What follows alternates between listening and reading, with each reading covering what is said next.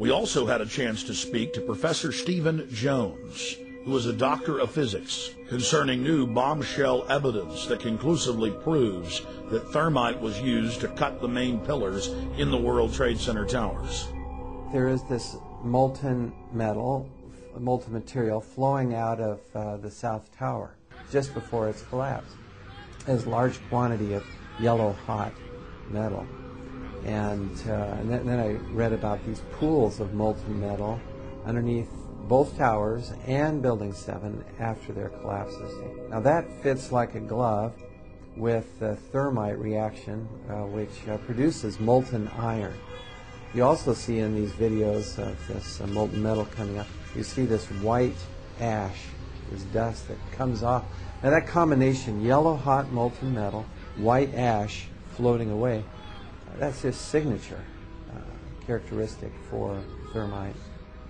And then finally, we got some samples of this metal, the previously molten metal.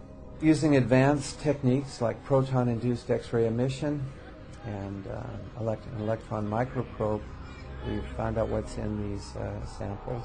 We're finding iron, also sulfur, potassium, and manganese. And these are characteristic of a variation of thermite, which is used to cut through steel very rapidly. It's called thermate. It's like, sure, you can take a knife, you take the butter out of the fridge, and you cut through that butter.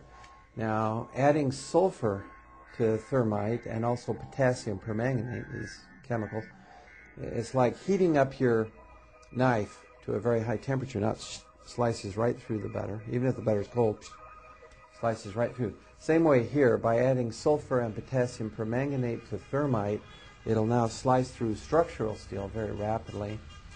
But the end products then, you'll have sulfur and potassium, manganese, and iron. And that's what we see.